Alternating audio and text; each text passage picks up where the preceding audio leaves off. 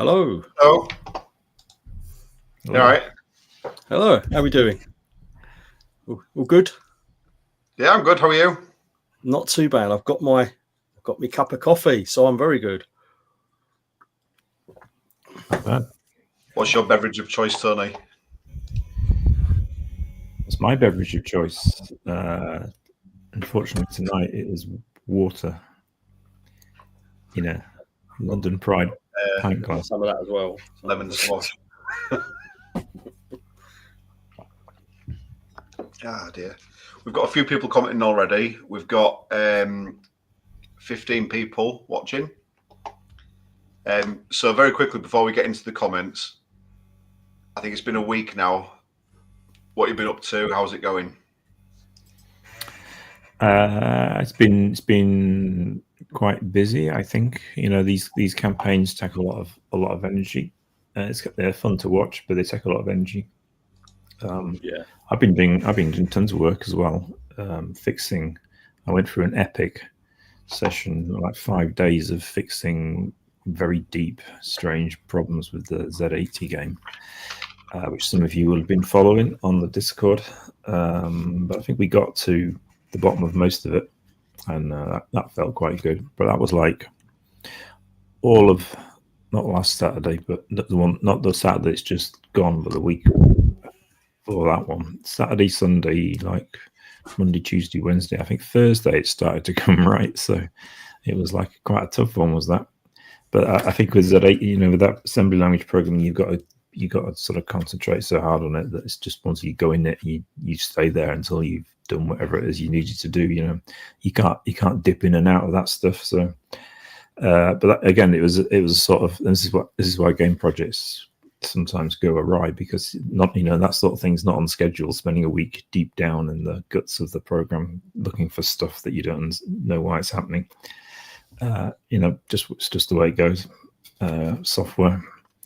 Now I'm on to nicer things like key select. I'm doing a key user-defined key thing for the game. So I'll do the PC one first because that's easy, and then I'll port it to the Specky, which will be slightly harder. But I also did the high score tables as well. Yeah, did the high score tables last week. That was kind of fun. I haven't done one of them since the 1980s. So I enjoyed that. The Specky one was quite hard to do because, unlike, I don't want to get too technical and bore everyone, but if someone types their name in, they got a score, and they type their name in and whatever, and so on a piece, on a high level programming language, you just go insert the score, please, and it does it for you. Specky, you've got to like copy the binary of the other entries down and stuff. So it's just like much harder. So anyway, I did that, and that's working. Pushed that one out. When did I do that? Was it yesterday or today? I can't even remember. So that's working now. So yeah, busy. What you, Stu? I've been doing lots of level design work. So from the previous stretch goal, I've been shoehorning some extra levels into the game properly, rather than just pushing levels in, so we can strategically put things in the levels and they kind of make some sense, rather than just, hey, let's have a level and put it in. So I've been working out what effects adding an extra level have to the actual feel of the game. And we've also worked out like limits on things we can put in levels, because at the moment when we started doing the game, we didn't have any real limits on the different types of things you can pick up. So you could have like silver coins, gold coins, doubloons, necklaces and piles of gold. And the thing is, with the necks, you've only got so much memory. So to make it easier for the system to handle it, we've kind of had a chat last week and thought, why don't we set a limit on what you can pick up in a level in terms of the variety? So you might find one level is all mostly gold coins and gold doubloons, and you might get one gold necklace, and then you might get another level where it's all towards sort of silver and that. And we'll see how it goes, because the memory on the necks has been quite sort of fidgety with trying to get things to fit and without it affecting something else, So at this stage, we're thinking, well, if we can hit that sort of issue now, then it will make our lives a lot easier as we get to like area 3 and area 4 of the level systems, rather than doing it later and thinking, oh no, we've got all these levels to go back and fix. So I've been doing that, and I've been working out some hidden levels as well, ones that you don't actually see in the actual game as a door. So you'll have to explore certain parts, and you might find something that you don't know is there until you find it. So, which is going to be interesting, and that will take you off into some other little direction somewhere else. But again, that is making sure that that doesn't affect the flow of the game. So it's got to add to it rather than just be plonking it in just for the sake of it. So I've been working that into it, and and as well as what Tony said, the campaign stuff. It's imagery, videos. It's very time consuming doing a Kickstarter campaign. I had no idea before we started. I had no idea it was that involved. You don't until you get involved with it, and you think you're just going to hitch that go live button, and the campaign goes live, and you think, right, that's it. And I'm sure there are a lot of people who do that and sit back and just wait. But we've tried to be as proactive as we can, and keep putting stuff out and videos and imagery, and we've rechanged a lot of the imagery halfway through to keep it fresh. So we've gone for more dynamic looking backgrounds, and that's kind of giving it a fresh look halfway through, which keep the campaign a little bit more sort of unique rather than using the same images through and through and through. So yeah, that's pretty much what I've been up to, as well as working on a few bits that it looks like we're possibly going to hit the next stretch goal. So I've been scribbling down a few ideas for that as well, which I won't talk about until we actually hit it, because I don't want to jinx it just in case we don't. So that's the 30k Kickstart, the 30-day stretch goal. So that'll be that one. Hopefully we get that one. That'd be good. What is the stretch goal for the 30 grand? I can't remember. It's extra zombies and creatures that you find in the game. And we had a good set of sprites and characters already designed for the game when we started it. But when we talked about what stretch goals we could add, it's like, why don't we add some extra zombies in, extra creatures that we haven't thought of yet, and we can just put them in. And again, it's working out whether we put them in a certain level, would it affect the dynamic of that level? Would it make it hard or too hard, or would it make it too easy if you take something else out and put that one in? So just been working on those. I've got some roughs, but I'm going to do some proper sketches of those, and they'll be shown in due course. So we're trying to keep it as fresh as we can without adding sort of feature creep, because a lot of the stuff we've already specced out.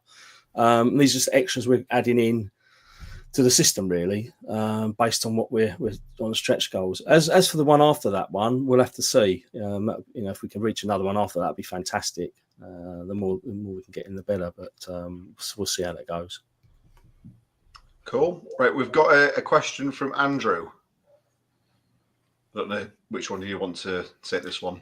Oh, Andrew Field. Yes. Hello, Andrew.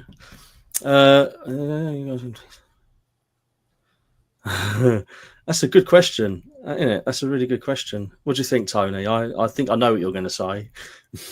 What am I going to say? You're going to say what I was going to say. I think, yeah. I mean, what I was going to say, or what I will say, is you never know with a Kickstarter. I always say that about them, because I knew you'd say that.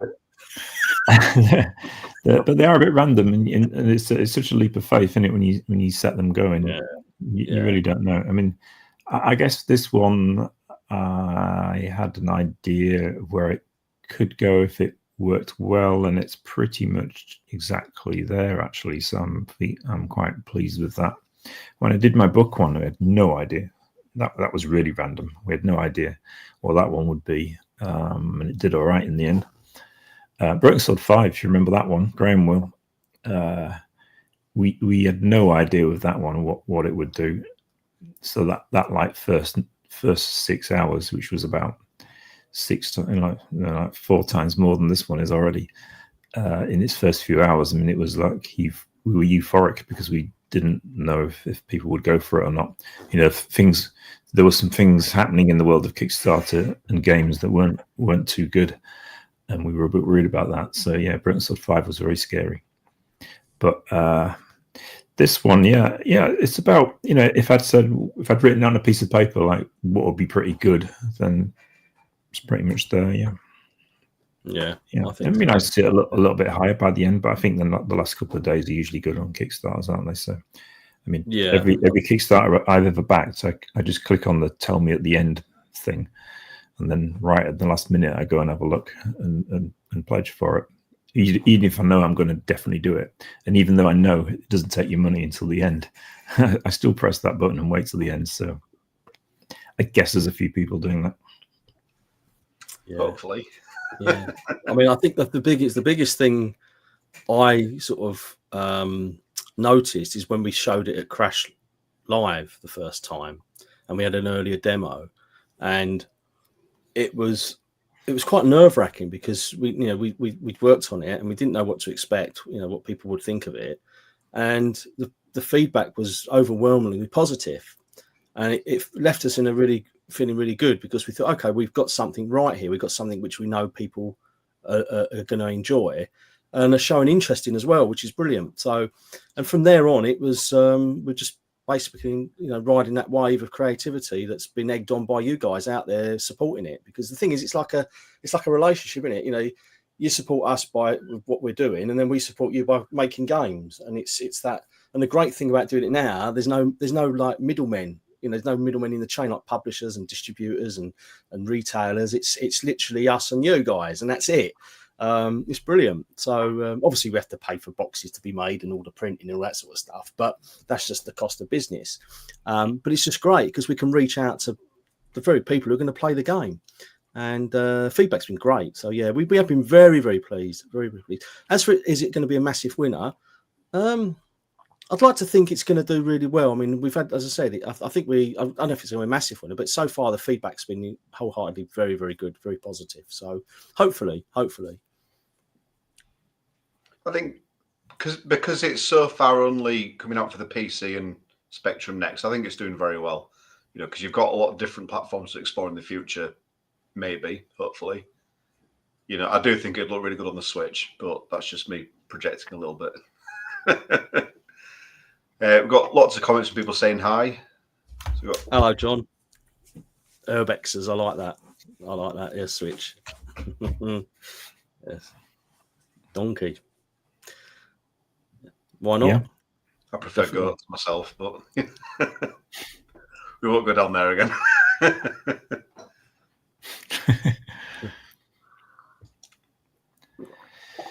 There's a YouTuber I've reached out to about playing the demo. He's called Alex. I don't know if he's going to have time to do it, but we shall see. Okay. Hi, Griffo. How are you doing? Worms Team 17. Hello there. That must be Nikki. I reckon that's Nikki. Is that Nikki? Yeah. I reckon this is Gareth. Hello. It's got to be Gareth, isn't it? Yeah. Hi, Flash. How you doing? Flashman, Mike. Good to see you. Hello, mate. You're all right. This is good. All these people watching us. It's like we're on the Truman Show.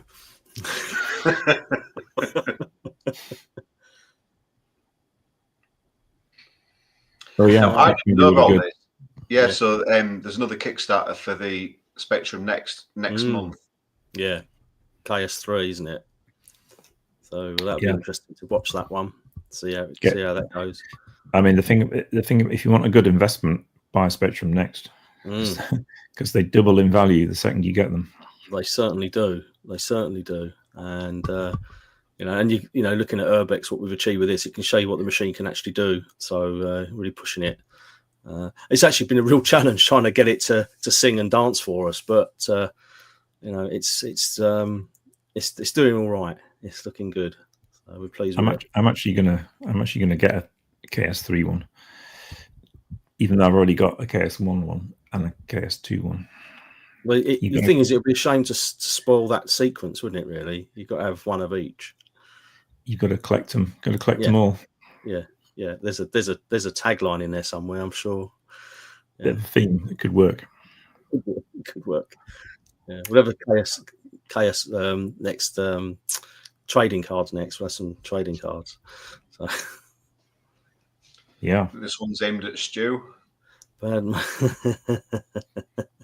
That's the development name, yes. So yes, I wonder if anyone would pick up on some of the stuff in there. But yeah, that's the development name. That's not the public name. So you'll know what it is when you see it.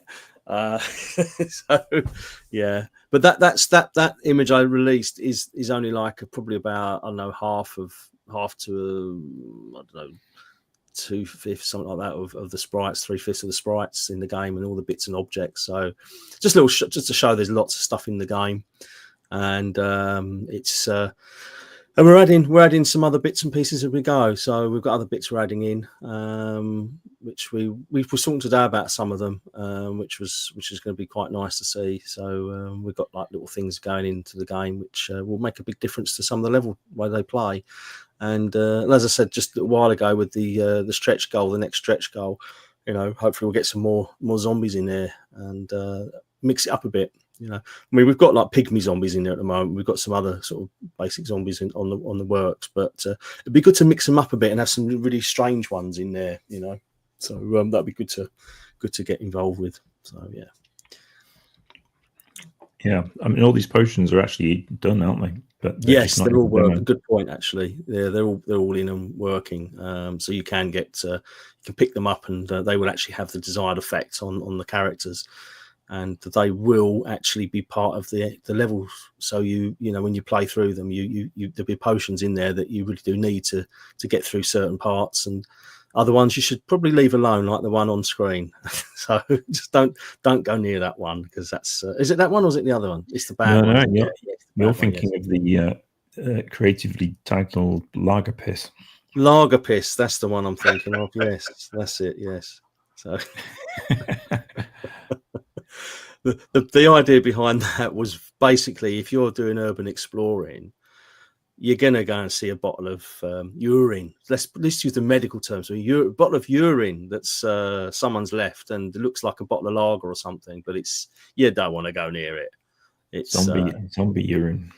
It could be actually radioactive zombie urine. You could throw it and it explodes into all sorts of nasty things. Yes.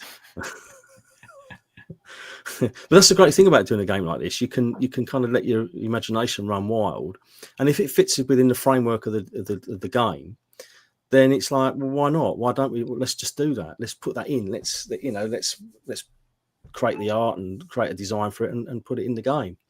And that's pretty much how we've done it, isn't it, Tony? That's how we've developed the whole game, really, like that. We just sit around thinking of vile ideas and laughing about them. It's probably a good idea we don't live near each other, because we'd probably spend half the day in the pub, I'd imagine. Probably, yeah. Actually, that's a good idea. We should do. We must move closer. Yes, we must move closer, and we can do all our design sessions in the pub rather than on camera. If I recall correctly, I think Tony, in your Evolution Software days, didn't you hire somewhere? Was it in Wales or somewhere? Hired somewhere for a week to lock yourself in and work. And I think he said they just got drunk. Is that right? Something like that. We used to go to Charles's place, Charles's mum's place up in Wales, and me and Dave, right in the early days, Low Temptress Virtual Theatre initial programming, we spent a lot of time up in Wales, and because this cottage was empty all the time. So yeah, we used to go up there and like decamp from Hull to truly the middle of nowhere, absolute middle of nowhere. This cottage, like in those days in the 90s, there'd only be electric half the time, and like there was obviously no internet or anything like that. But yeah, we used to go there, and we used to mess around for like half the time and drink a lot of wine and stuff, and have hangovers and stuff like that. And then eventually we probably should do some work. But we also got sent. Me and Dave Cummins got sent there to do the design of Steel Sky, because it was going nowhere. So Charles just said, go to bloody Wales and don't come back until you've done it. So that was the same. We went there and we messed it. I mean, you can't just. It's if you're going to try and write a game design, there's always something else to do that's not as difficult. So we did a lot of eating and drinking and stuff on that one, and then we ran out of time, and we just had to sit down and knock out a bunch of ideas, and those ideas turned into what most of them are actually in Steel Sky still. So eventually it worked. I mean, it's a valid creative technique. You know, mess around, drink a lot, eventually do the work. I mean, that's my Rick Rubin take on how to be creative. And don't let a good idea go to waste. You know, wherever it may come from, if it's a good idea, it's a good idea, and somehow use it if you can. If it adds value to the game, put it in. Yeah. I know Rick Rubin used to lock his musicians in haunted houses, didn't he? Not quite the same thing, but you could always try it. It's not far off the same thing, to be honest. Game development with a Ouija board. There we go. Summon some demons. Demons of developers past. We've got a question. How did you come up with the game's concept and setup? That was quite. It was quite strange because we was going to do another game on the Spectrum Next, and the project we was going to do it fell through, and we'd already spent some time setting up like an engine and some designs, and we kind of said to each other, well, it'd be a shame to waste all that time we've spent doing it. Why don't we just make a game with the stuff we've got? And then it kind of like we was going to. It's funny because we was going to put something out really quickly, just so we wouldn't waste our time. And because of our backgrounds, I suppose we thought, no, we can't really do that. Let's do something really cool. And we both kind of didn't realise at the time we both were still are into the whole urban exploring kind of thing that you see on YouTube.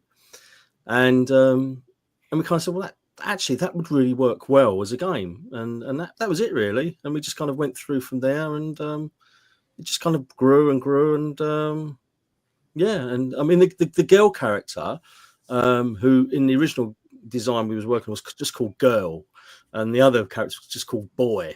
And then sort of come up with the names for them, and then the rest kind of followed, and the story kind of developed from there, and here we are. So it just But don't you think, like, as a premise for a video game, like urban exploring, when they go there and break in and look around, and then it turns into something much worse than they're expecting? I mean, it's a brilliant premise, I think. it is brilliant. And as far as I know, no one's done it, which is amazing me, because it's a huge phenomenon on YouTube and stuff. Yeah, and gaming is all like, you know, the so-called AA and so-called AAA. They're just regurgitating the same stuff over and over. I think maybe that's why they've missed out on these kind of ideas. But to me, it seems like a great idea for a video game. Yeah. I think the key with this was that we was working on a Spectrum Next, so we thought we'll do it as a Spectrum Next game. But as we was developing, we thought actually there's so much content in there, we could probably write, you know, quite a few games in the series, and we've already got a second game kind of roughed out in terms of the rough design and where that will be, where it will be located, and a rough kind of story that goes with it. So, you know, we're in this to the end really, because we've got other plans for the whole UrbX Warriors, I suppose, brand, if you want to call it something. I mean, originally when we came up with the name, it was just called UrbX Warriors, and then we started talking about, you know, expanding it, because it was such a, you know, we thought this is really cool. Then we come up with the name The Lost City, so it's UrbX Warriors The Lost City, and then that leaves it open for other titles in the series. So, you know, UrbX Warriors Down the Pub, or UrbX Warriors A Jolly Day Out, or something, you know. So, but yeah, I mean, so it just left it open so we could actually expand on it and just take the characters on a longer journey and have more adventures as they work through the world, I suppose. So yeah, it's a great idea. I mean, it's one of these things where you stumble upon an idea and you think, where did that come from? You know, because it just appears, and you think, yeah, we could do something with that, and it just goes. You know, you just run with it. ZX Next Ouija board program. yeah. That'd be quite interesting. Yeah, well, you would if it worked. Yeah, it'd be interesting. What's the CPU? Yes. Isn't it like a? Isn't it like a? It's not a 6502, is it? Is it? No. It'd be a 6502 or something really, really strange. It's quite a. Yeah, I don't know if it's. It's going to be 6502. I think it is. Yeah, it's going to be cut down, isn't it? Quite a cut down version. I believe so. And although I have seen people have been putting loads of extras on them, so you can run it with extras, and it boosts it up a little bit. But on a stock machine, I think that'd be quite. I mean, you could do something similar, you know. I mean, you could do a Commodore 64 version, I suppose, or and just take the basic gameplay idea and the mechanics, and then rework it on a lower spec machine. It's just graphically you wouldn't get anything like what we've got now. But as long as the essence was the same, I think any format's possible if you keep the core gameplay elements the same.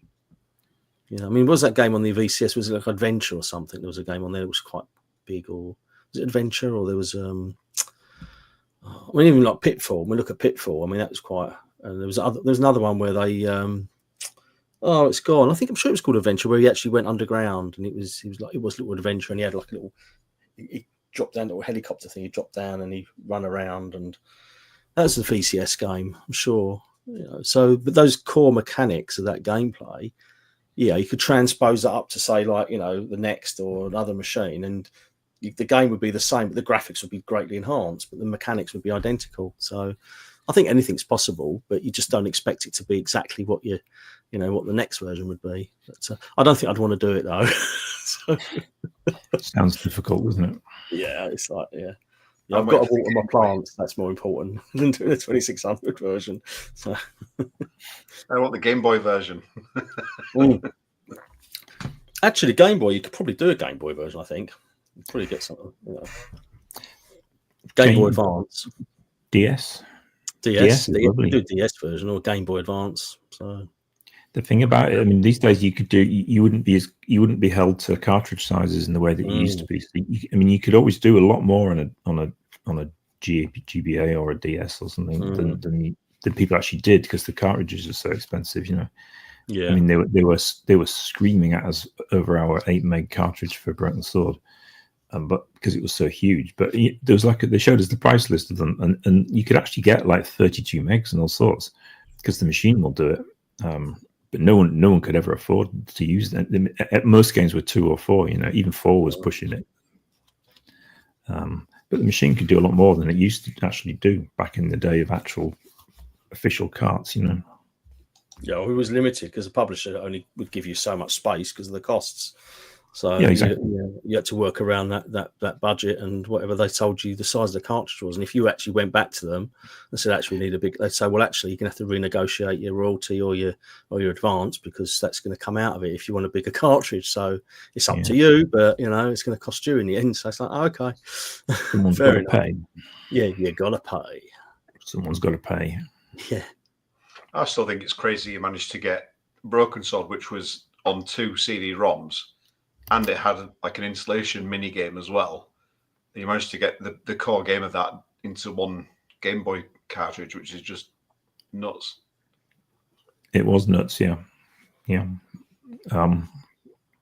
wouldn't in your right mind attempt it, but we did it. But I think, to be honest, that's what it is about being a game developer. You just have these challenges and you just overcome them. And I also think that kind of sorts out the wheat from the chaff in terms of developers, because, a lot of people just say, I'll just bodge it, or I'll won't bother doing that. But the challenge is in front of you. And if you overcome that challenge, you normally persevere and make something really, really good. And I think people see that, they see the extra mile you've gone to create something special. So, actually, hello, mate. How you doing? The trick to game development is to slightly over deliver. Yeah. Talking of Commodore 64, I've just seen who said hello. So maybe we should get you to do a 64 version. That'd be interesting. The 64 version of UrbX Warriors. Now that'd be a challenge, I think. A bit of a challenge, but yeah. Here's a question for both of you, I think. Not that close. It looks like it because of those ghosts, and those ghosts are going to be punished for that by being relegated to a slightly different role. But Gauntlet is a very simple level-based thing, and this game is more RPG than it is Gauntlet. Yeah. But I mean, we did look at Gauntlet, and we loved the immediacy of it. You know, you go in there, and you know what you've got to do, and it's good, solid gameplay. And we wanted it to feel like that when you or to have a feeling like that when you start playing this game. But then we wanted to move on from that sort of arcade formula of like, here's a level, here's a level, here's a level. We wanted to have a much broader, more contemporary game than that. So it even though it looks a bit gauntletty, and when you start playing it feels a bit gauntletty, it soon opens up into something much bigger. Yeah, I think the thing that we tried to do was tap into the nostalgia of all the games that we liked without actually copying them.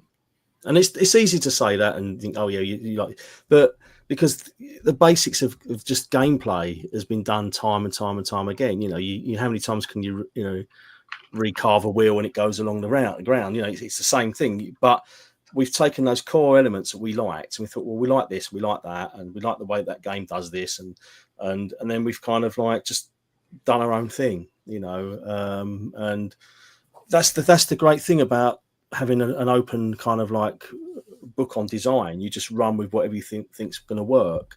And it's like Tony just said, you know, it is an arcadey game, but there are those kind of RPG elements in it which allow you to, you know, explore. You can go back to a level you've been in, and you know, I mean, anyone who's played it will know that the levels, you know, we say levels, they're kind of like groups of levels together.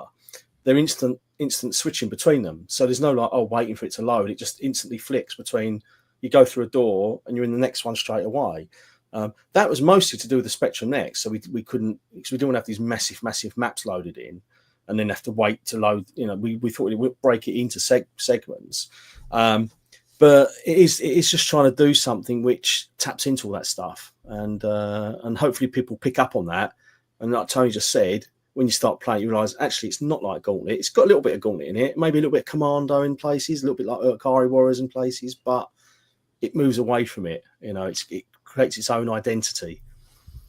I've seen some people compare it to Zombies Ate My Neighbours. And I actually saw one comment on TikTok that compared it to Ghostbusters on the Atari ST, which I thought was quite. I've never thought of that before, but I think it's because it's like the sort of not quite isometric, not quite straight top down view, and then I think maybe probably because of the ghosts.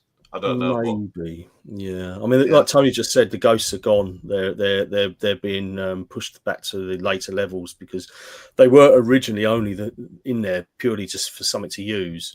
Because I drew them and we just put them in and we kept them in, but they don't actually belong in that. On the demo, those ghosts don't actually belong in those levels. They've changed totally now. They don't do what you see them doing now.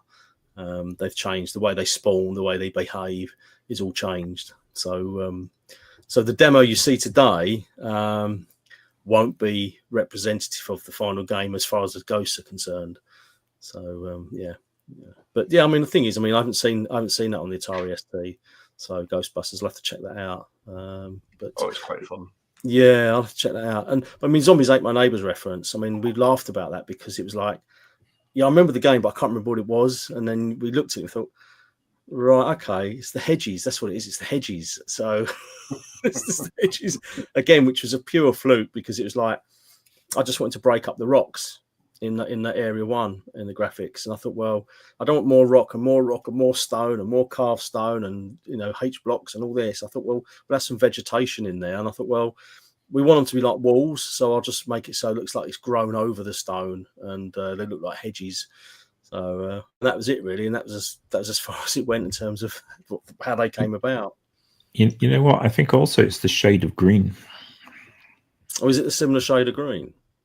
Yeah, it probably is because the same palette, isn't it? It's 512 colours. But further into, I was watching a video of the zombie thing, neighbors thing, the other day, and further into, quite a long way into the game, there's a slightly different looking outdoor, and it's very green, and that really does. I thought, wow, that really does look like our level.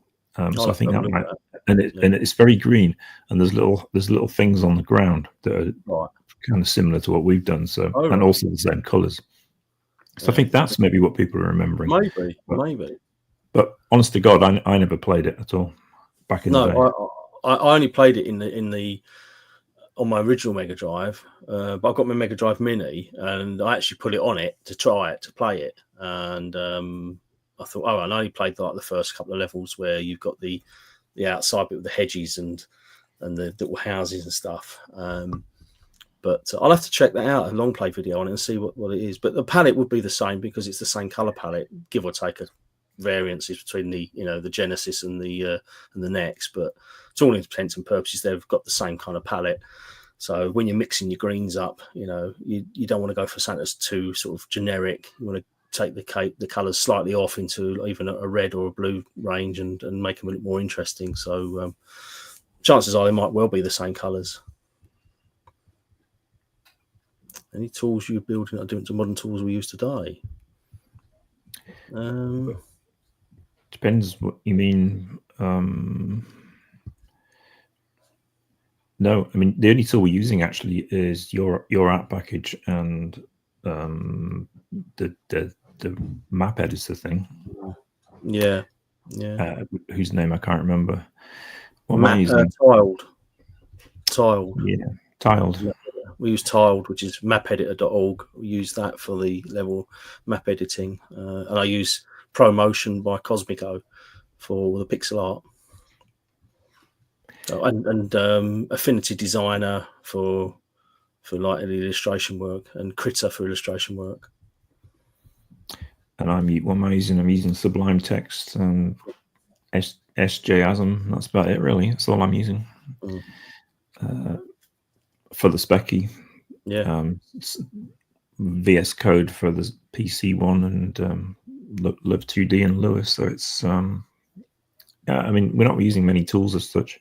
Certainly not tools like the big engine things that people use. No. C-Spec for running the test builds. So yeah, C-Spec. Yeah, that's a good one. For running the test builds. Yeah, it will be stuck without C-Spec. Yeah, C-Spec is great. Yeah, it's fantastic emulator. It would be actually. It might be nice one day to write a level editor for this game, and then people can mod it. Yeah, that might be coming in future. People interested in modding? Do people want to mod this game? Make their own levels? That'd be quite interesting as a thing for later on. Yeah. Shout it if you want to do it. If you want to do that, give us a shout. Yeah, that would be interesting. They have to create meta blocks using the tiles, so they're segments of graphics that can be put in. There's the floors. So I was going to say, it is one of the rewards as well. If you back enough, you get to design your own level, I believe. Yes, that is. Yes, on the higher tier reward tiers, if you want to go down that route, we've got got it here. You can actually design your own map level in the game. So basically what I'll do is I'll get in contact with you, and we'll have a chat, and then you get to know the specs of the level, so how big they can go, and walls, and what things you can put in there, and like traps and stuff.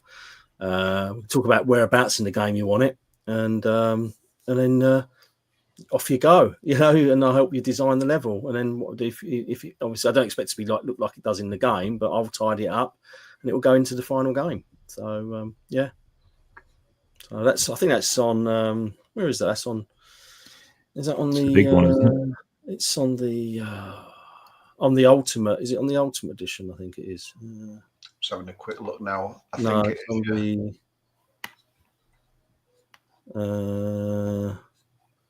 on the Master. Master, yeah, we've got one slot left for that. But if people want it, then obviously we'll increase it if people want to put their own level in the final game that gets released to the public.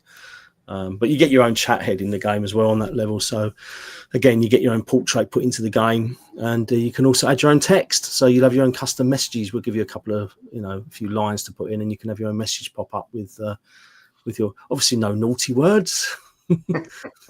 No naughty words. This is a family show, But yeah, so I'll draw your portrait, and you can put that in as well, and that'll be your own likes in the game. So you'll actually be in it. So that's another one we put in. I mean, all these things. It's difficult when you do these campaigns, because I've never done one before at this level. I've always helped people do them. I've provided artwork, art prints, canvas prints, etc., pixel portraits. And well, I did the colouring book, which was a little bit different. But when you're doing these campaigns, it's like you sit there and think, well, we just want to make a game, you know. But then people say, well, yeah, but people like to have rewards and things. So you think, well, what do you do, you know? So we kind of try to come up with things where people can actually get involved and, you know, be part of it and, you know, feel like they're actually contributing to the project in a way where it's creatively contributing as well as just, you know, backing it. So it's difficult, but we think we fit on a good mix of like reward tiers and add-ons that kind of represent a few bits and pieces that we like. You know, we like I mean, the big box is the biggest thing because we love that format. You know, we love the you know, you just can't beat opening a game box and it's there and it's like, you know, you've got the manual and it's all colour and it's all illustrated. It's just a great thing, and you put it on your shelf and it's, you know, it's always there. You know, you don't get that with digital. You know, it's just buy digital, you play it and it's done. But you just can't beat a big box version of your game. You know, it's nice, very nice. There's a question here about have any of your past colleagues seen the game, and have you had any feedback from them? Charles Cecil had a play, and you know, you have to read between the lines with Charles, but I think he played it for a bit and was complimentary, so that was quite something. I'm not sure anyone else has from Revolution. There's a couple of names on the backer list that I recognise from Revolution, but I don't think they've played it. Well, they might have played the demo, but they haven't said anything if they have. But yeah, Charles has played it. I think we've had quite a few industry people who've come up and said they really like it. And that means a lot. That means a lot when you've got fellow developers who actually come along saying, "Yeah, it's great." You know, it's a nice thing. I mean, like Mike Daly's been playing it. He said he likes it. He thought it's really doing what we're doing. Simon Butler came along and he was really giving it a good thumbs up, which I respect his opinion because he's like, you know, one of the old school artists who I was influenced by when I was starting out. You know, I mean, Simon's work was on so many titles when I was sort of getting into it. So hearing somebody who you played his work, you know, you played some of the stuff he worked on, it's nice to get that feedback from people. But yeah, I mean, so far, I mean, I don't think anybody from Sensible has seen. I mean, John, I will show it to John when I see him next. I know I think he's going to be attending one of the shows we're attending, so I'll grab him and give him the joy, say, right, play that and see what you think. But yeah, I mean, it's not that many I can think of. Another question: have you already thought about the minimum specs for the Amiga version? I hope it will be an AGA version with support for 256 colours. That'd be half the colours of the Specky one, I believe. Yeah. Yeah. We have been talking about it. That's Tom, isn't it? Hello, Tom. I think, yeah. I mean, it would be. It's a difficult one because the Amiga has obviously got more colours overall.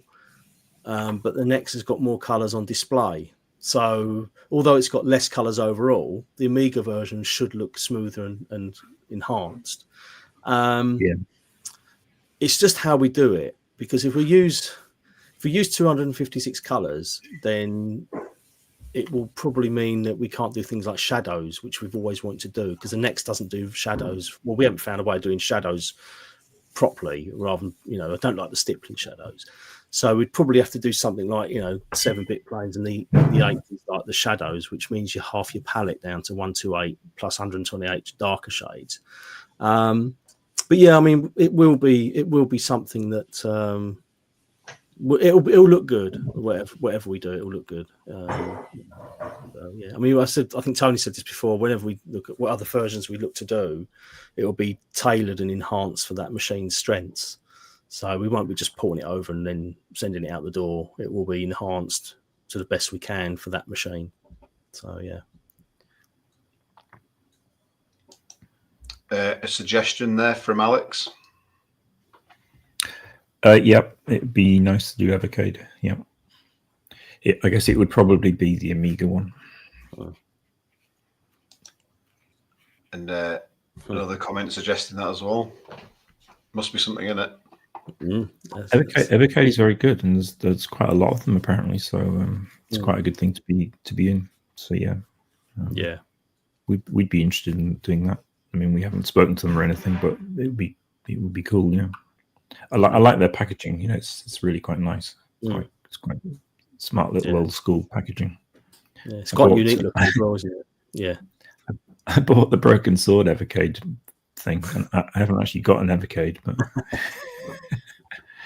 as a collector, I just had to buy it. So, but then I saw it and thought, wow, this is quite nice. So yeah, I should buy myself a machine actually. Yeah, they look all right. Yeah. I've looked at them and I've been tempted a couple of times. So yeah, so maybe if you put the game on it, I'll probably end up buying one. So yeah, be rude not to. It would be. It would be so rude not to. Yeah. Not having to go at you, Tony. I'm sat in an office full of consoles and retro remakes and mini this and mini that. No one can accuse me of not spending money on this stuff. You'll need to do a video tour YouTube video thing where you show us your office. Yeah, you can see which way. Just a small fraction of the stuff. So we've got a question from Billy. Are there signed prints available? Love the art style. I'll let you answer that, Stu.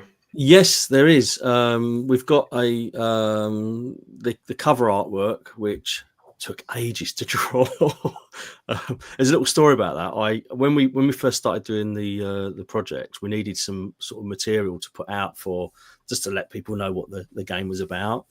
So I did the logo, and then I started working on the character designs, and I thought, well, the best thing to do is to kind of go for it, and we use it as part of the cover artwork.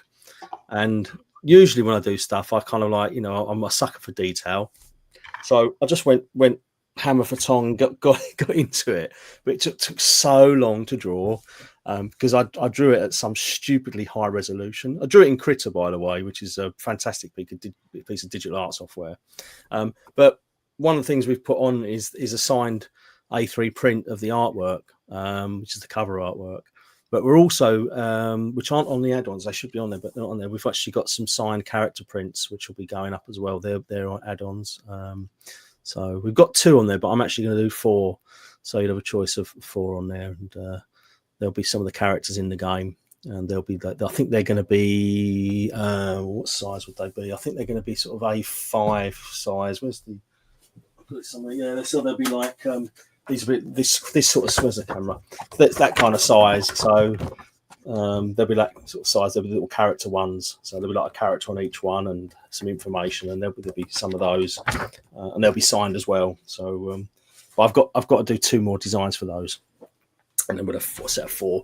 So yeah, they'll be on there. But the thing with the signed prints and stuff is it's knowing what to do without, I don't know, just doing it for the sake of it.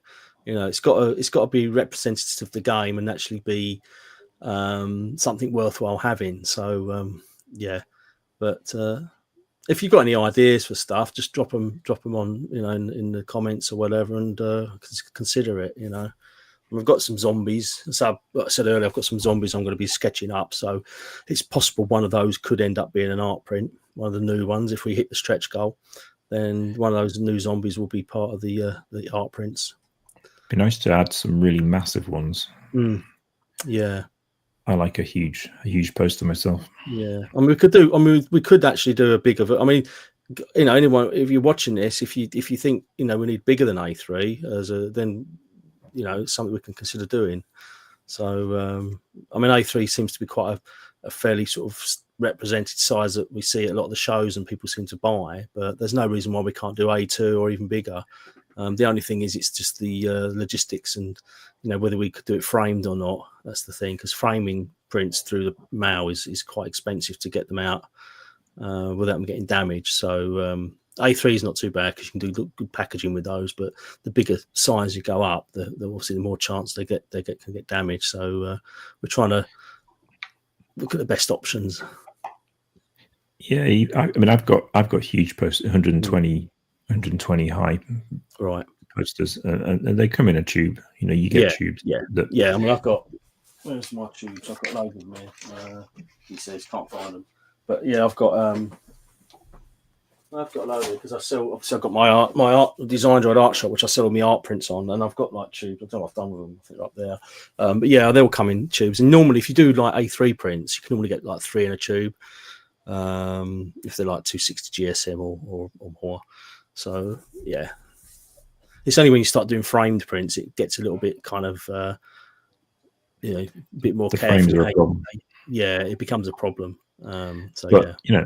But if you want it, like some people, myself included, love a massive poster, and you just put up with the fact that it's going to be really difficult to frame, and you can get a 120 by whatever it is 90 frame, and it costs you 100 odd quid, and it comes in a big box, and that's the price that you have to pay for that kind of thing, Yeah.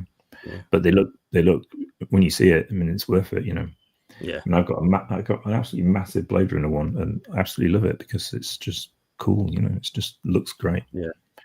And anyway, you've drawn all this stuff at 8K, so these are big files. Because I knew that we'd be wanting to use them for other things later, like art prints and possibly for printing on things, that are big. Then I thought, well, I'll draw them at a large size, but. It's just one of the things, you've got all the assets there. So if people want some artwork from the game, then that we're quite happy to put them on there. Also, like even some of the pixel art, I was contemplating doing some pixel art themed scenes as well with it, but that'll be later on for something people can buy later if they want them. And things like canvas prints, even if somebody wants a canvas print of the artwork, then that's something I can certainly look into. I mean, canvas art is still quite a good thing. I mean, I sell canvas art prints of my work from outside of UrbX, and they just look fantastic. So again, if there's something you think you'd like, then just drop us a comment and we'll consider putting it on.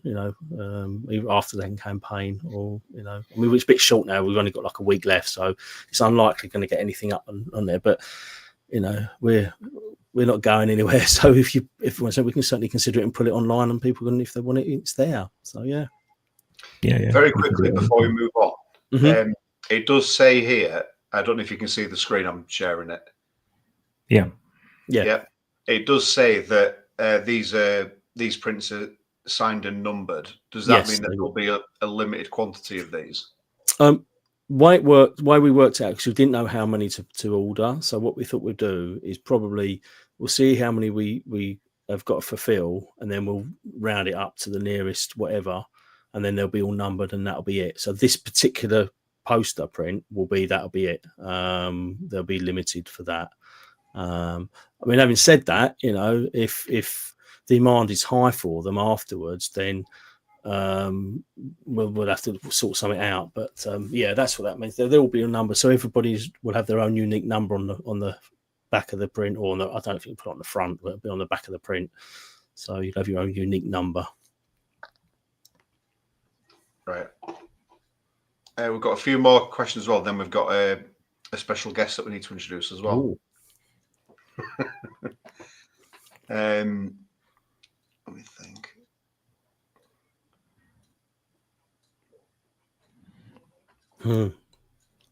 That's really cool. What we wanted. That's exactly what we want. What we want. Yeah. Mission accomplished. Definitely. I think bang on the money there. Yeah, it's totally. The only thing that would make it any more arcadey is if you had to put money in. A little slot. A little 10p. Funny you should say that, because we was actually discussing having a thing in the options where you can switch it to arcade mode.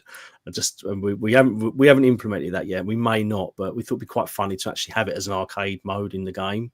So it plays. You actually got to put a key on the keyboard like when you play main to put coins in, and it has. But we haven't done that. We were just talking about it, but it would be quite funny, I suppose. I think it could look quite nice if you got an actual big arcade cabinet. Especially designed with all the artwork and that. And I think that would look really good. Yeah, it's. We do have an idea for doing that. Yeah. I just want a big Herbex cabinet in my kitchen. Yeah. Can I just say that's the reason why the artwork was drawn so huge, because just in case we did want them as down the side, and that's part of the reason they're posed like that. And also, if you look, it's not as clear as I should have made it, but the way their legs cross actually makes an X for UrbX as well in the artwork. This little hidden thing now, I've just let out the bag. So, but if you there, look, the way their legs cross makes an X for UrbX. So, yeah, never even noticed that. I know it's my sole design there. So it's like reading the Da Vinci Code again. yeah.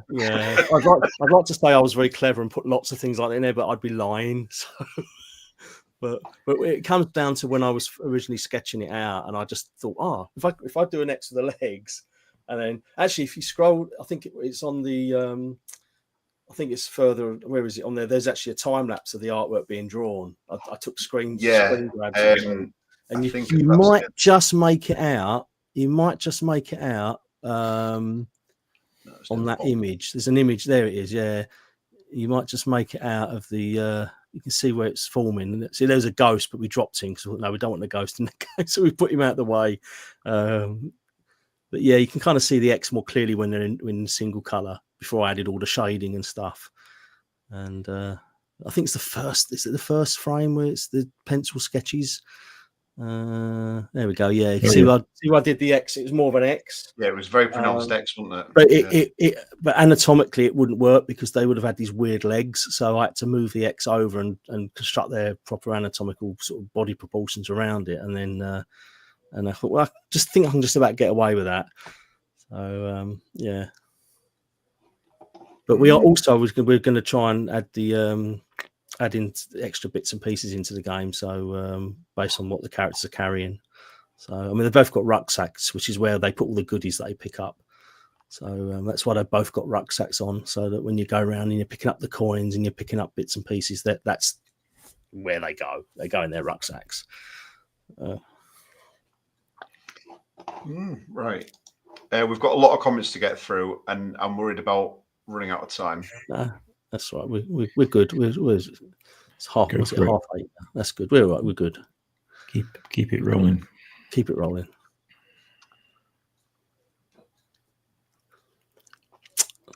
Yeah. This was in reference to it not being like Gauntlet in some ways, I think.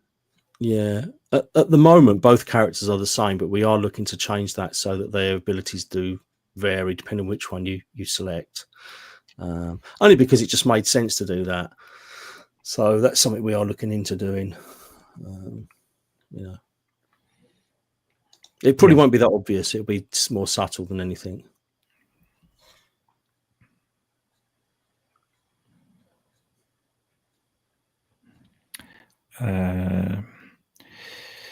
Yeah, pretty much the same. Yeah, I mean, as I've said, it took me a couple of days to get back into Z80 after nearly 40 years. Just click back in. It is a quite a unique programming experience because the only way you can't just look at Z80 and go, oh yeah, that's how. It's not like looking at C or something and you can just read it and go, oh yeah, I see what that does. Z80, you've got to kind of zone out and go down into it and step through it almost instruction by instruction, and so you understand the flow of what it's doing. So it is quite a difficult thing to do. It's not for everyone, certainly. But yeah, I kind of remember doing all of that back in the day, and that's what you got to do. And it's probably easier. It's probably easier when you're a teenager or something to concentrate to the level you need to for sustained periods of time to write that kind of stuff. I mean, there's a reason why no one does it anymore. It's because it's quite hard. I expect, I'd like to do in the next game at some point because a bit more planning would make my life a bit easier.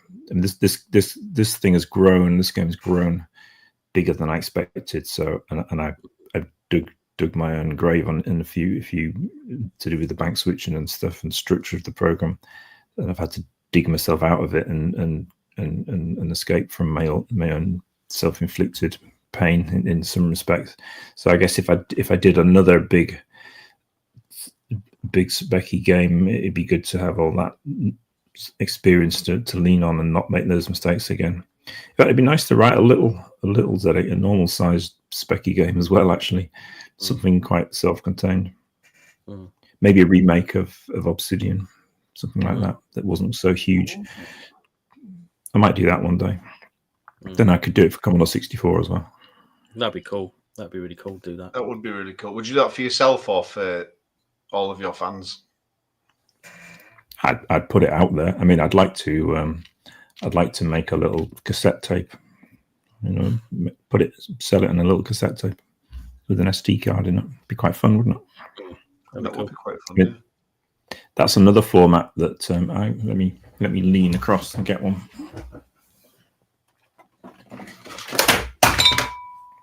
Cool. But it's such a nice shape. We used to go to Smith's and buy these on a weekend.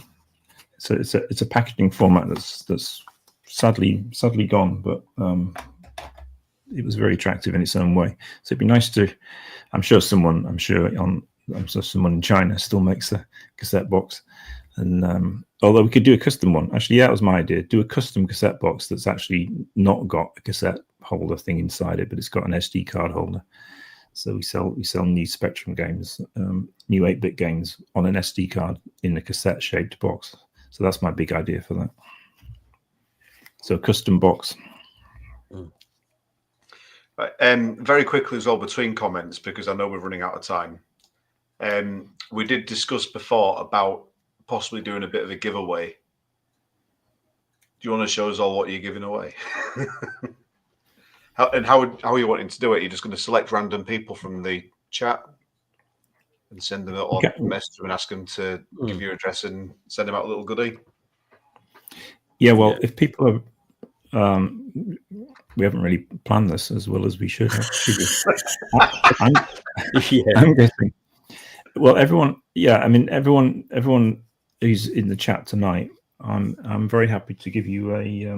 I've got loads of these art cards from Brighton Sword from Revolution. So everyone is welcome to one of those. So if you're a backer, that's great. If you're not a backer, but then you should be a backer. Do you want to show us again, Tony? So I've just made your screen a bit bigger. Just write to us on Kickstarter and let us know that you were on the chat. Well, that's a Broken Sword one. I got a pile of those from the book. And you're signing them as well? Yeah. Happy to sign them. Yeah. So just let us know that you were on this chat. Nice. How about that? That sounds like a good thing. That's a good thing. Right, back on with the comments, and I know our guest is eagerly waiting, so we'll need to get through this quite quick. We've got quite a few, got about maybe 30 comments to get through. Well, we can rattle through them. Let's rattle through them. Let's go. Go for it. Go for it. Quick fire round. Quick fire round. You did indeed, and it's been going round and round. But yeah, I mean, this idea of modding the game later on, that's in the back of my mind. So I think to have a custom way to do that would be important. So that would be a level editor, yeah. But that's for the future. But it's definitely on the cards. Next question. Is that a question for our guest, perhaps? That's a question for our guest. Could well be.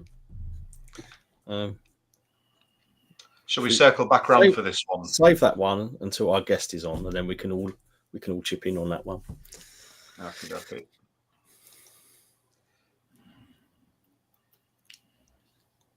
Cheers. Thank you. That's good. Cool. I think everyone feels the same about that, don't they? Yeah, definitely physical goods all the way. Definitely, Paul. It's the only way.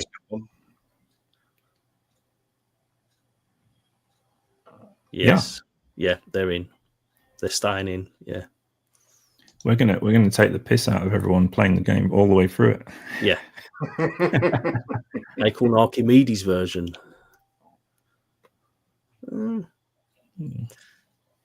Is there a big audience for the Archimedes? That's the question. I remember playing Lemmings on that many years ago. Yeah. Good machine, important It is a machine. good machine. It's certainly capable. So, well, start a petition. Hi, Ruslan. How you doing? Ruslan. How's he doing? Ruslan helps with techie, difficult things. He's got the brain the size of a planet. He has. He's got the brain the size of a planet. Yeah, it sounds like we're going to put some squirrels in then. Okay. Well, you could put the odd one in somewhere. A zombie squirrel, though. Be a zombie squirrel. Brown or grey? Giant Green. zombie squirrel is a boss baddie. Yeah. Green zombie squirrel. With red fire eyes. Funnily enough. Yeah, there is a scary thought. Yeah. Well, why wouldn't there be zombie squirrels? Yeah. That'd be quite good. Has anyone ever done zombie squirrels? That's the question. Are we the first? Are we the pioneers of zombie squirrels? It's a question that we need to ask. It's a new genre, isn't it? It could well be. Oh, thanks, Andrew. Yeah, I mean, I've said this before, and I probably sound like a broken record, but all we ask is people to share it. I mean, if you can't back it, or you're not able to back it, or you already have backed it, thank you. But just sharing the campaign link is such a huge help, because it's just the two of us plus all the help we've got, like and this is it. And Graham's helping us. We've got like Paul testing. Chris Wilkins. There's a small group of us, and that's it. So all the help we can get is just greatly appreciated. So just sharing the link out to the page will really make a big difference. So cheers. Yeah, we do too. We do too. We do too. What else is numbered, or is it just the print? I think we did talk about doing the boxes, didn't we? At some point, I don't know if we're going to do the boxes and as numbering them. I'm not sure. Individually numbered relic as well. The relics will be, yeah. The relic have a code on them, yeah. The ancient relic, yeah. Artifact, the secret artifact. Yeah, we haven't really talked much about that, but I think we talked about it on the last stream, I think, didn't we? The secret artifact. I'm sure we did. I guess it is secret. Yeah, so that's terrible. That is, James. You're late. That's awful. I can't believe that you've only just turned up. That's absolutely appalling behaviour. No worries, really. It's been a busy day now. Arcade mode, please. Yes. Well, so we did talk about it, and so we if we can put it in, it's not going to be too much hassle. Then it'd be quite good. Yeah, and the noise as well. It'd have to be the noise, wouldn't it? That the sound of the coin, hitting the pile of coins. You can't make that. That would be really, really cool. Yeah. Oh, cool. Yeah. I'll tell you what. I've got a numbered one of my book, and this funny story was that Martin, who helped me edit it at the end, and it wouldn't be the book that it is without Martin's help. His special request was to have book number 1, so I gave him book number 1. But then I picked one up and I put 0 of 1,000 in it, because there was actually, which is a good programmer joke, because there's actually an extra one, because when you print a book, the first one that comes off the press, they FedEx it over to you, and just to confirm it's all right. So we actually had 1,001 books. So I put 0 of 1,000 on mine, which I thought was absolutely hilarious. That is good. I like that. Did Martin find it hilarious? Not as much, actually. Right. Well, that's 2. That's 2 on the list. We've got 2 down for the Archimedes. 2 down for Archimedes. Yeah. Yeah. 3. Or is it? Yeah. Is it 2 still?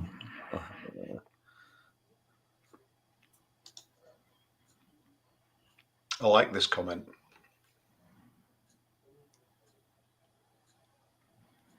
Oh, thank you. Yeah, definitely. It is quite nice reading comments like that, knowing Yeah, the game's not actually finished yet. You know, That's it's really a good. testament for how good it looks. Yeah. Well, the next deserves it, and the next can do a lot more than people think it can. So there's no reason.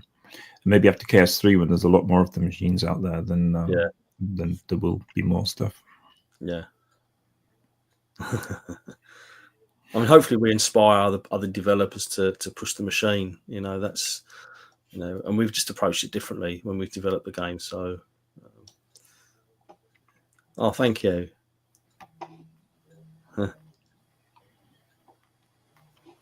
Cheers.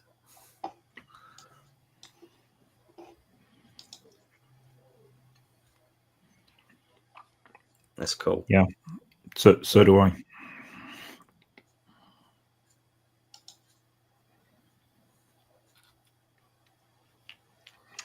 Would that be a job for me, maybe?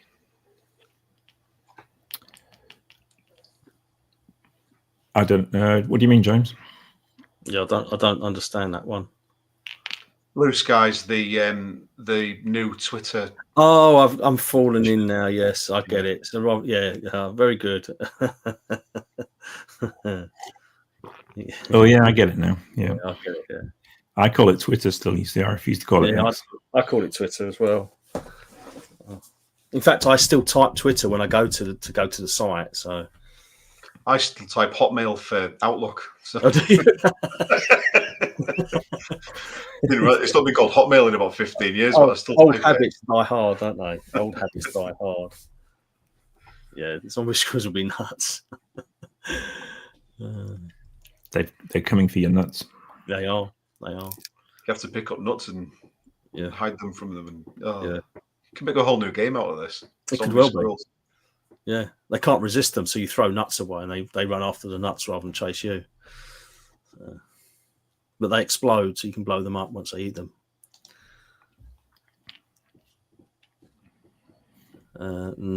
Probably not. I don't think we would do. We're not really doing it, unlocking stuff. I don't think. But not quite in that way. No.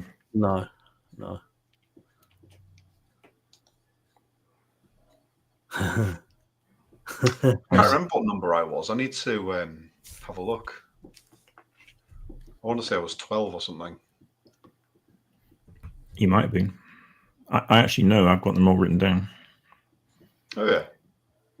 So if anyone, well, it corresponds to the Kickstarter backer number. So I can cross-reference it back. So if anyone sells their book on eBay, I'll buy it and I'll know who sold it. There's method in the madness. Mine's got my name in it as well, so I can't do that. You really can't.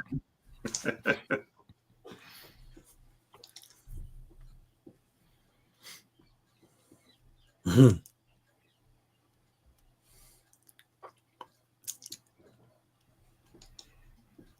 this is a valid point as well. Yeah, people do that to wind down the window, don't they?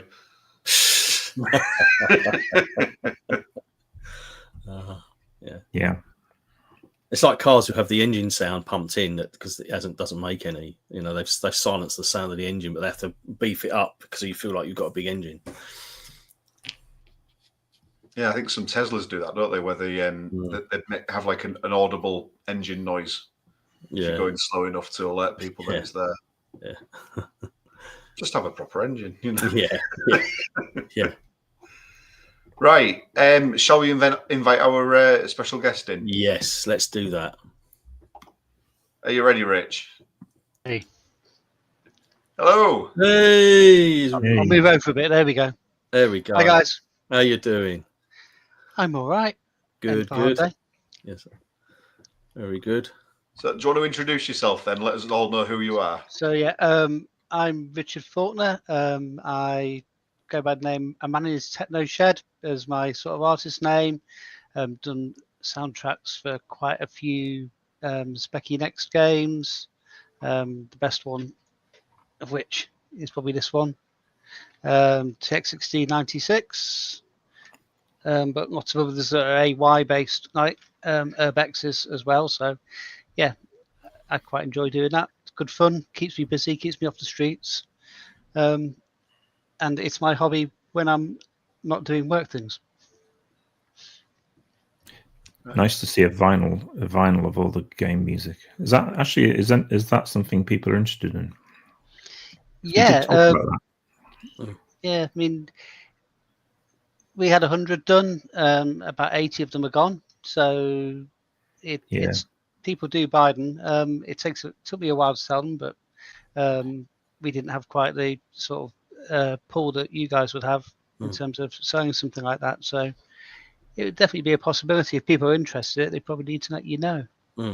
Yeah, let us know, because I would really love to have the music on a vinyl. So I haven't got a record player, but it'd be nice to have it, wouldn't it? Yeah. So yeah, if a few people are interested in that, then we could add that as an add-on at some point. So let us know. You need a record player to enjoy vinyl, do you? just look at it. Yeah. Look at it. Yeah. Come on.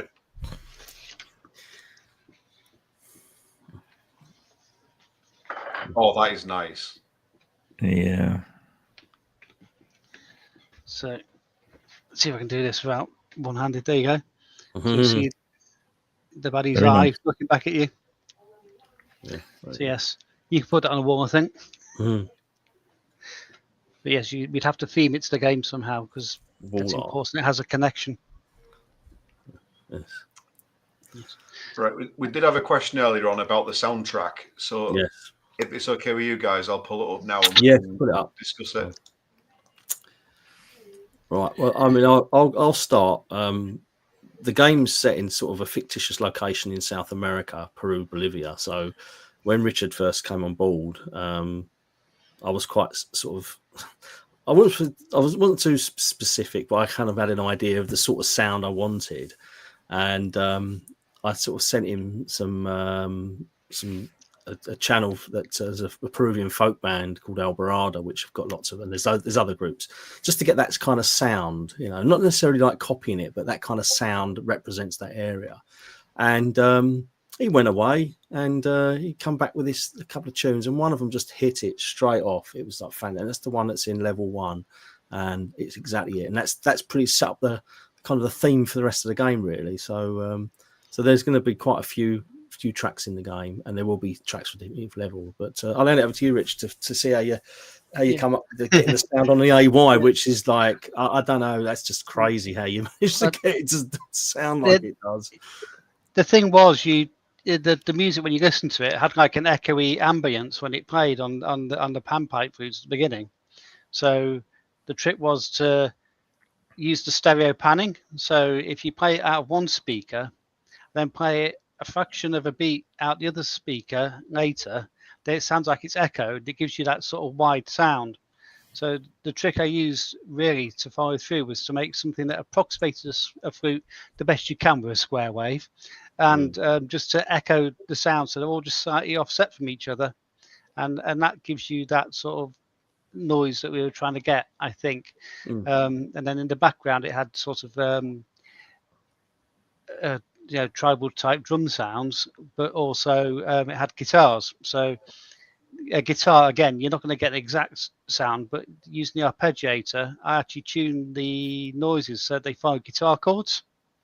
So they actually are the guitar chord shape. So when you play them, you get that sort of sound like, it almost sounds like a strum noise, which sort of was designed to give you that sort of feel that you had in those first couple of videos off that channel.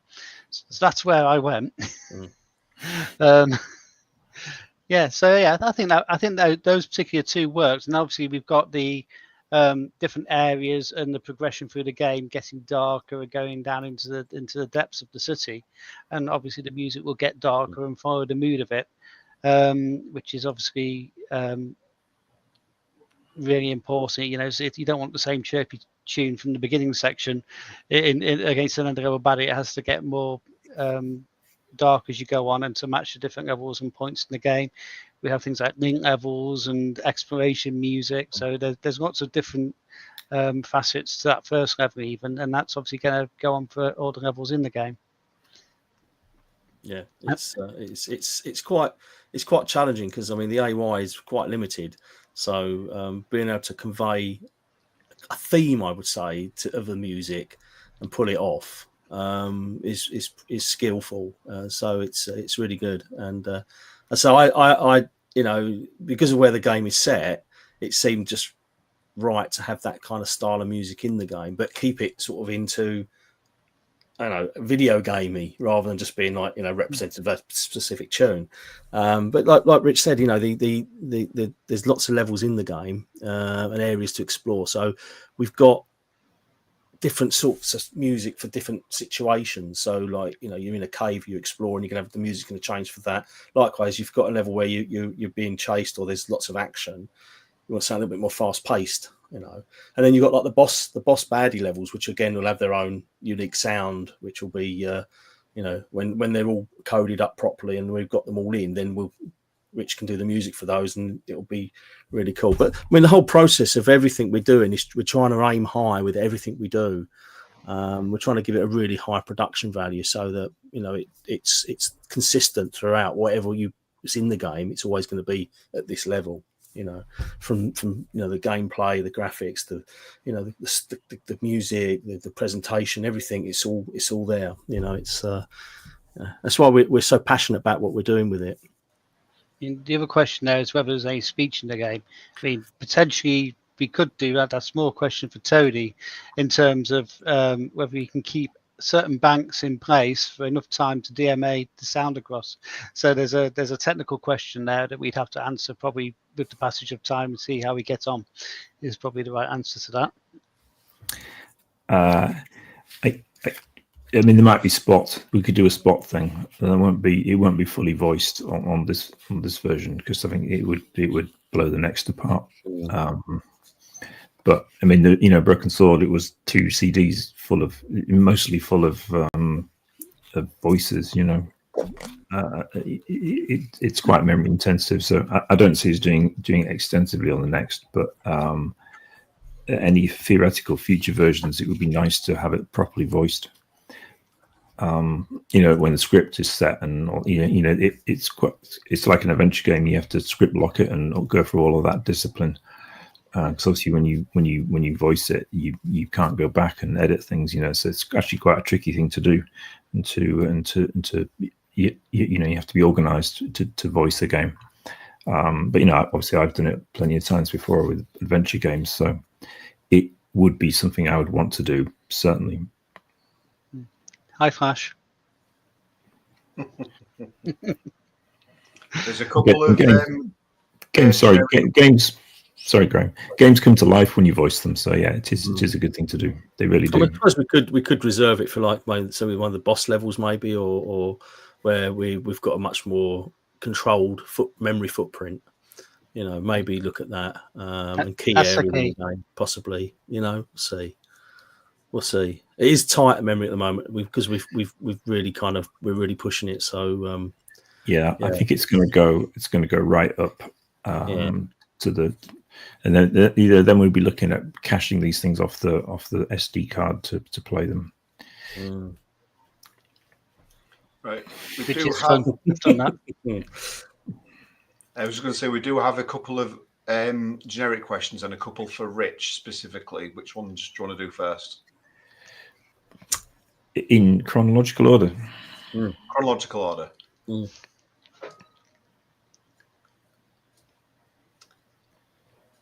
think that's quite an important question, actually. Right, there won't be lives, but what there will be is fairly regular save points. So you'll jump back, but not far. Yeah, and we haven't got one in the demo, but they are in there. Yeah, they're done. So you have to get, and it's part of the strategy. You'll see the save point, and you'll want to get there to save your position, and then you can relax a bit and know that you that's where you're going to go back to. So that's the system we'll use. Does that reset the scoreboard, or the score for your scoreboard, should I say?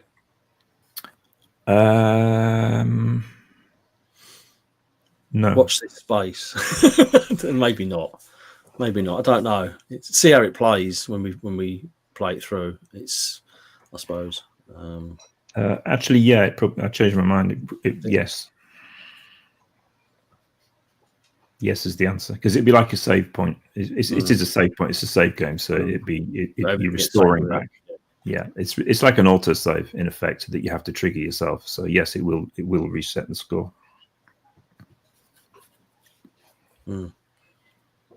Yeah, I think we'll probably do it as the Amiga version if we do Evercade. That'd probably the most straightforward way of doing it when we come to do the Amiga.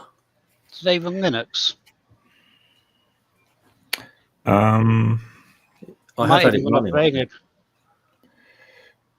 I don't know. I actually don't know. I mean, it's Evercade is a bunch of emulators, isn't it? It will be something. yeah. It will be Linux. Whether or not they let you do a Linux game as part of it, I don't know. I don't know anything about it apart from what I've just said. Really. Yeah. Interesting. Well, thanks, Paul. I'm glad you like it. We'll see how many people want some music on vinyl. CD is probably easier if vinyl doesn't take off, but we'll see how many numbers. I think is the key for that. So if anyone wants it, you have to say. Yeah. The thing with vinyl, you have to order 100 minimum, and that's a huge cash outlay if you only sell half of them. Even if you sell them all, over 2 or 3 years, you've still got all that stock sitting around. So from a business point of view, it's a gamble. CDs are far more cost effective to produce, so that's certainly an option in the immediate. But if if we get enough, I suppose if we get enough people say, yeah, we'll definitely want vinyl, then we'll seriously look into it. See how it goes. It might also be that you say, okay, maybe for the next version you don't do that, but when you've got an Amiga version and a next version with a bigger audience, and you might be able to say, here's one with a bit of both on it or something. So that sort of thing might be possible. Yeah. Sort of greatest hits. We could put now a poll on Facebook if you want to see if anyone would actually be interested. Yeah. I'll put in the work to do it if people want it.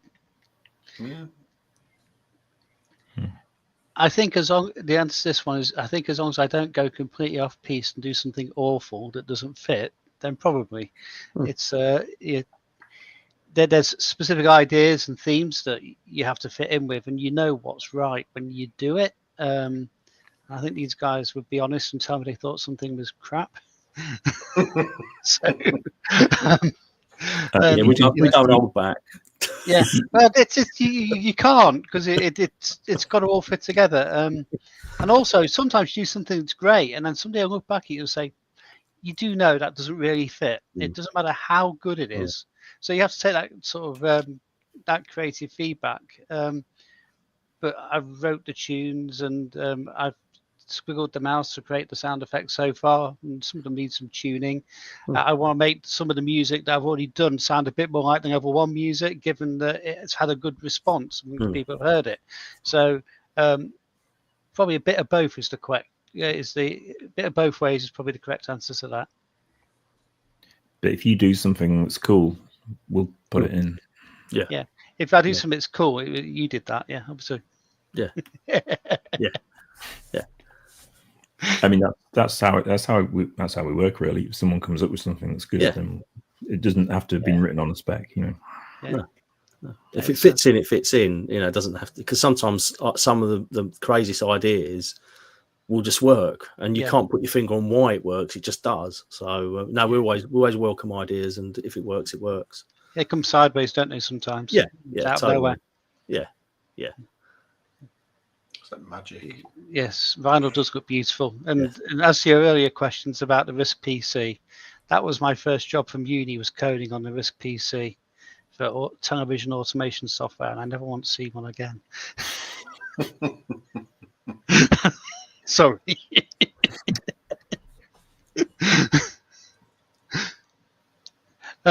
So the music player is based on the PT3 players that have been doing around for a long time in the Spectrum scene, but we've taken the version that was already there and we've messed with it so that it plays on two AYs at once, and does it whilst playing the effects at the same time.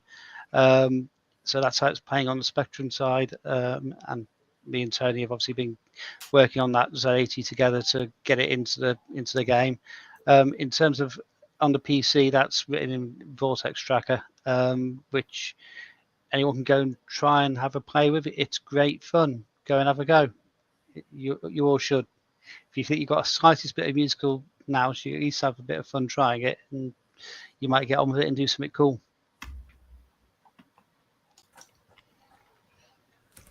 Hi, Flash. Hi, Flash. This is what we do. It's what we do now, anyway. This one's about Evercade. Yeah, it will be. I mean, yeah, it almost certainly is Linux based, but can you package a Linux game for it? Do they let you use it? That's the question, isn't it? Probably not, but who knows? I mean, we'll have a Linux version, so it could be. We could give them that, or we could give them Amiga or whatever else we do. I'll name you my Evercade. I haven't used it for a good 2 years, so if you want to borrow it for a bit, you can. I'll borrow it. May as well. I like this comment as well. Our Fork Master. Cheers. Thank you. That's Thanks, really Alfredo. cool. That's really cool. I appreciate that.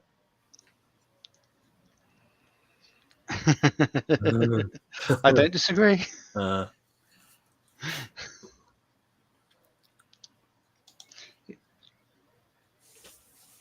Ouch. More squirrels. It is what it is. Squirrels are great patient zero, aren't they? That's where it starts. Yeah. Yeah.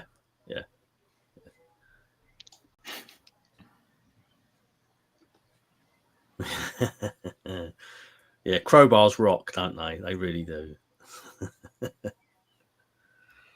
Yeah, and there's more to this crowbar than meets the eye. You can never have enough zombies. Bring them on. Kick their asses. I think it's your head. The heads are meant to go for, isn't it? Zombie head. That's what I've seen on TV. Yeah. It's their facial expressions when you kick their asses with the crowbar. That's the thing. It's the humour factor. My missus is out watching 28 Years Later or whatever it is at the moment, so she'll come back and tell me, no doubt. Oh, right. Red and grey, yeah. Is the squirrel the new goat? It sounds like there's a possibility it could be nominated to be. Order of the Squirrels. Order of the Squirrels. Maybe we should just put like a cute bunny sort of looking squirrel in with the big eyes. He just bounces around like with his towel and we could just have a friendly squirrel. Yeah. And then you hit it with a crowbar. Actually, if you hit it with a crowbar before you hit a zombie, it doesn't actually turn into a zombie. If you hit it after you've hit a zombie, then the zombie blood's on the crowbar and it infects the squirrel, and that becomes a squirrel zombie. There you go. You're just making more work, Tony. Tony's thinking, you can shut up now, Stu. you can shut up now. Actually, I've got to do the bloody graphics. If we do that, so it's like... And I've got to do the sound effects. Yeah, do the sound effects. You've got to draw it. Need to get some sample squirrels in. Some crowbars. Yeah. Actually, let's scrap the cover art and I'll do one that just got mutant zombie squirrels on it. That'll be it. In perspective coming out at you. Send it to Flash. Yeah.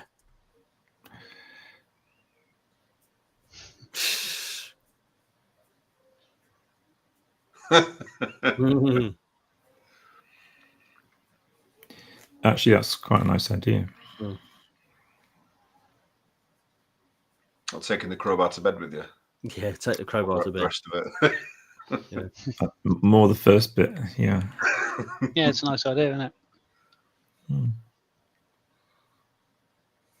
Yeah. Yeah. Right. I think that's probably us then. Is there anything anyone's start again? Is there anything anyone wants to talk about before we head off for the night? No, I mean, just like I said earlier, if you unable to back the campaign or you've already backed it, best thing you can do is just share it, just to help us out. That's the thing that really makes a big difference to us, is just sharing the link and getting it out there. So that we've only got 8 days now left, I think, on the campaign. 6 days left on the campaign. So we're coming to a close now on the campaign. So more people who can join the UrbX Warriors Club will be good. And beat the algorithm. Share. Yeah, it is. It's just literally share. Tag people, share it to people, and spread the word. So it all makes a big difference. Yeah, and it's very boring, but discovery is the big challenge for indies and anyone making content these days. It's just out there. There's going to be people that will like it, but you have to reach them somehow. And everyone sharing, it's like it spreads it, so it works. Yeah. That said, though, for an indie game, you're very, very close to £30,000. I would say you've done really well. It's okay. Yeah, it's okay. It's all right. We're still pushing for it. But yeah, it's nice to see that the people have got a lot of faith in what we're doing, and it's good.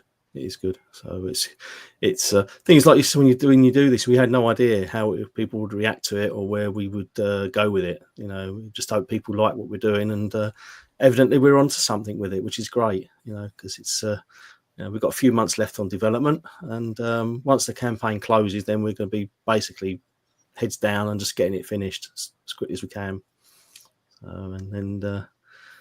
Yeah, it'd be good. I can't wait to play the later levels that we haven't actually done yet, because we've got more designs. So I can't wait to get onto those, get them in the game, and start playing them. It's exciting, very exciting. Yeah. I want the next 2 rewards. Yeah. So do we. Yeah. We know where they are. Well, we kind of know what they are, so we want them as well. Thank you. Yeah. Right, with that then, I think we better say good night, because it's getting quite late, isn't it? Yeah, it's a good one. Yes. Bye me. Right. Night, everybody. Thanks, everybody. Take care. All right. Thanks for joining. Take care. See you soon. Bye. Bye. Bye. Cheers.